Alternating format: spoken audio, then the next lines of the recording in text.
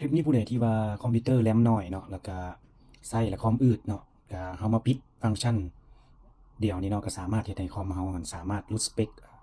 และกินแรมได้เนาะเดี๋ยวเฮาเห็นอยู่ต้นคลิปเดี๋ยวมาเบิ่งวิธีเฮ็ดนำกันเลยว่าเฮ็ดจั่งใดหลังจากที่เฮาเข้าคอมเฮามาแล้วเนาะมากดใส่อยู่บนปล่องช่องว่างนี่เนาะปึ๊บหลังจากนั้นเนาะก็พิมพ์ใส่ว่า deliver optimize setting เนาะ deliver optimize setting ปึ๊บ หลังจากนั้นเนาะมันจะขึ้นมาว่า Windows Update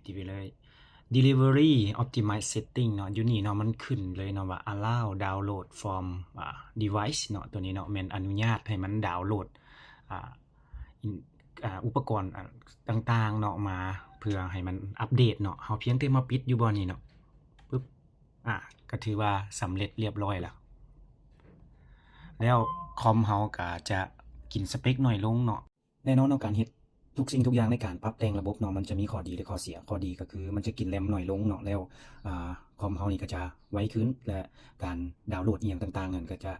ดีเนาะและเหมาะสมสำหรับแม่นคอมพิวเตอร์ผู้ใดที่ว่าแรมน้อยเนาะระดับ4กิก8กิกนี่เนาะมันกิน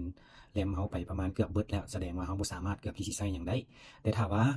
แรมเฮาหลายก็บ่มีปัญหาข้อเสียสำหรับข้อเสียในเคสนี้นั่นก็คือแม่นว่าการดาวน์โหลดการอัปเดตของ Windows ต่างๆเนาะมันจะช้าลงเนาะแม่นปกติแล้วมันใช้เวลาอยู่บ่เกิน3-5 นาทีแต่ว่าตัวนี้จะยับไปอีกเนาะเกือบ10นาทีเนาะย้อนว่าเฮาบ่อนุญาตให้มันอัปเดตเด้เฮาต้องได้เป็นคนไปกดแล้วเฮาจึงสิสามารถอัปเดตของระบบได้แต่ในเคสนี้ให้เฮาเลือกเอาเนาะสำหรับตัวอาจารย์เองแม่นเลือกที่ว่าให้มันกินแรมน้อยดีกว่าเนาะสำหรับการอัปเดตแม่นเฮาปิดเฮาชัตดาวน์มันก็สามารถที่จะอัปเดตได้อยู่แล้วสำหรับคลิปนี้ถามว่ามีประโยชน์ก็ฝากกดไลค์กดแชร์กดเซฟคลิปนี้เนาะขอขอบใจ